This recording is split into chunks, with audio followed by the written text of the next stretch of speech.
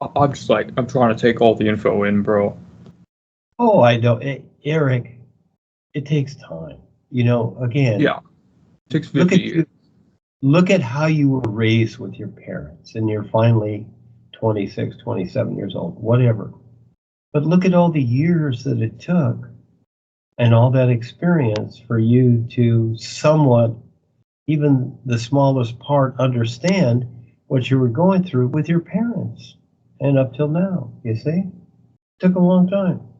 Yeah, a lot of experience every day, day in, day out, day and night, day in, day out. Took a lot to get you here. And you're just, you know, we're like all babies here. We're like babies. We really are, because life is endless. And this part, and it's usually not said in the way that I've said it. In other words, it is something you cannot consider. And for the most part, people in that have graduated to spiritual teachings and whatever, they don't really understand that, because again, there's something unseen that they cannot consider. So for the most part, they're considering a God and saviors and masters and gurus and whatever, and that's fine. That's a step. But the reality life is, it is something you can't consider. And so each one of us are going to have our own experiences in our own way. And who can say what is the right way or the wrong way? It's not about that. It's about the experience. This is the best part. It's about just having the experience to eventually recognize what is real. This is the best part. And it's so subtle that you will question yourself for the longest time until you finally get it. See, the way the world has been set up, and I went through certain paths and things myself, is that it is set up academically. The spiritual paths are literalized academic. And so people think in these terms. And so to actually be aware, it's not about thinking, be aware indifferently and consider something that you can't. That's something else, isn't it? I would say that's very well Sure said. is. Yeah, I couldn't have said it better myself, man. Yeah, exactly. No, you couldn't. I mean, maybe a little bit better, but not that much better. Well, you got to laugh a little more. You and Phil, you kids are great. I look forward to speaking with you kids. And so, We're talking right now. Huh? Well, you and I are talking right now. Well, I miss Phil too. Phil's cool. Yeah. If only he were listening right now. Yeah. Yeah, he's a sweetheart. Well, he'll have to, well, he'll have to listen to this. Yeah, he'll have to listen to You this. sure will.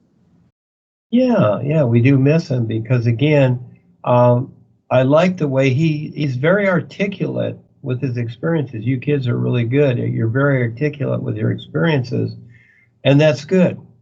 And that's how Jeremy is too, and Kevin. You know, these two are That very Jeremy good. guy's kind of sus. It's a little misunderstanding. So you're going to go through that sometimes until you figure it out. So, So you're saying no, I should hash it out with him? no, I didn't say that. That's up to you. But it's not that, you know, you're not required to like everyone. Okay, that's not a I didn't say I didn't like him. He just kind of burnt down a new book library, and it was kind of messed up. No, that wasn't him. That was Eric. It's a fellow that we used to know. And Wait, Kelsey, what? I told I'm you. Eric. No, this was a fella named, he's a black kid. His name is Eric Oak. I don't have a picture of him anymore, but you can look him up on the internet, Eric Oak. Okay, and he's the one that disguised himself as Jeremy. How do you know? I already know that How because do you find out? they've done it before. They do this Done it because before? yeah, because Who? Kelsey is a witch, and she What? does. I didn't know she got into magic. That's crazy. Oh no, she's into everything.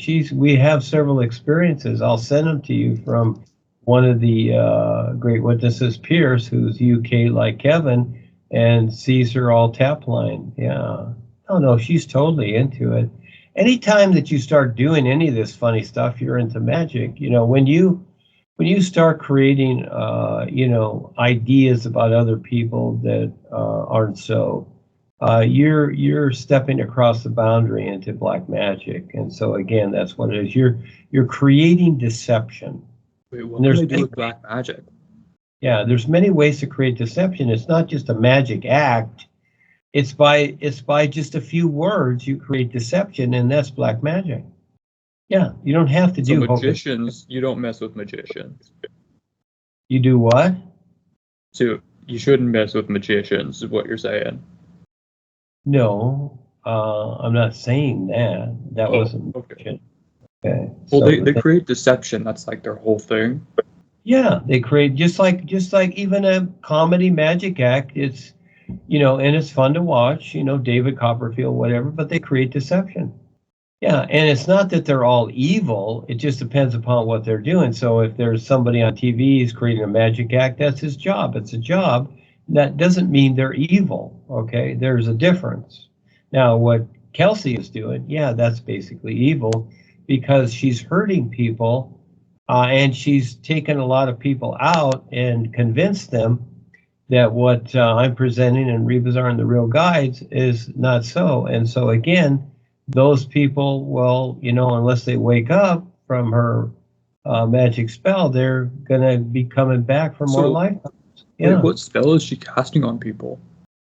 Is she going to cast it? Because I have targets on me. I need to know. Just the fact of her words and what she says.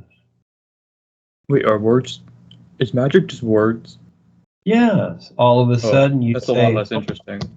Yeah, all of a sudden you say, oh, RealBazaar is fake. There's no such thing as RealBazaar. He's fake. It's all a dream in your mind, etc. See, you're casting a spell with words.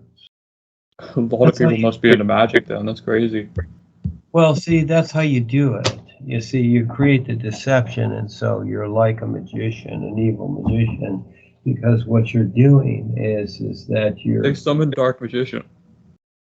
Well, what you're doing is that you're convincing people to be self-limiting, okay, and just depend upon their own mind, etc., and listening to the words of the magician. You know, here it is as an example. My daughter, she'll be 40, or she'll be 40 in this weekend. You know, I've known her basically all her life, and she listened to a few words of Kelsey, and all of a sudden, I'm the bad guy. But yet, I've been with her my whole life. I raised her. I taught her all this, just what I'm teaching you. I thought you said previously that she kind of, like, she didn't listen to you when she turned 18 and then, like, left or something? No, I left. She was 18. She lived there. I left her. Well, it's not that I left her. I left because it was time to go, and her and my former wife, that was their life. I wasn't interested in what they were doing because they were really going nowhere. So the thing being is, I see. I'm doing this, they're doing that. Okay. And that's that. Yeah. Everybody has free will, right or wrong. It has nothing to do with me. So again, relationships are a fallacy. In other words, these are individuals on their own journey, and I'm not going to interfere. It has nothing to do with me. That's their life. Fair enough. You get it. It's real. If I had a daughter, I would leave her too. Well, again, nobody left anybody. I'm on my journey, she's on hers. That's it. It's really that simple. So, again, we are born with these ideas of relationship. Can you find a new daughter who's like on your journey? Well, I could choose to do anything, but that's not my choice. I'm not interested in that. I already did that. Would you want a son? It's not about that. It's about it's about what all life is. Okay, so again, we all make our choices. Now, The next person, yeah, maybe they want that. That's fine, but not me. That's not what I'm looking for. Okay. So you I'm wouldn't looking want to adopt me, hypothetically, if I were to want that. the daughter, the son, the father, the mother. Those are all ideas you have in your head. You've been taught Okay, those. silly me. Yeah, you've been taught and told those ideas. Realistically, we are each with life and what it is, and those are things we made up. We made all that up, and we agreed to it. So as you come into each lifetime, you know, that's already set up, so you agree to it because you don't know anything else, and that's fine. So until you decide something different, well, that's what it is. And again, it's choice. You are the decider. You choose your life. Wait, I thought Phil was the decider. That was like his title that you gave him. Phil? Yeah, Phil. What title was that? The decider. You said you told him that he was the decider, and I figured that was just his title. No, that's the idea. In other words, not a Wait, title. what? I made an image of this. Hold on. Oh, well, let's see again. You decide that. See, you're the decider too. Everybody is. Wait, so I can decide for Phil to be the decider, or is that something that he has to decide, or is that something you decide? Well, it's kind of confusing, man. I'll let you figure that out. Okay. Okay. Yeah, I'll figure it out. You'll figure it out. Yeah. Yeah. So wait, can you give Phil a different title if he's not the decider? That's not a. He's not a detective or a secret agent. The decider part is not a title. It is an idea. So could you give him a title? You gave me the title of Big Brain. Would you have a title for Big Phil? I didn't give you that title. You gave yourself. You did give me. You gave me that title. Yeah, we were in a call, and you were like, maybe that could be your title. No, I didn't give you any title. There's none of that. You decide. I swear you did. No, then you've lost your mind. You've lost your memory. The thing being is that when I first met you, it was the big brain thing. That was your thing. I'm nothing without the big brain, man. Yeah, that was your thing. I think it applies to your video game stuff. Yeah. Yeah, so these are just funny little things that, we say as humans here on the earth. And you have your own,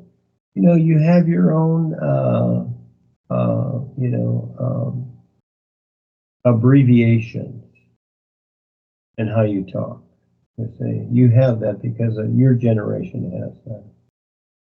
Oh, yeah, I did notice that everyone in my generation talks exactly like this. Yeah. I thought that was like some kind of deception.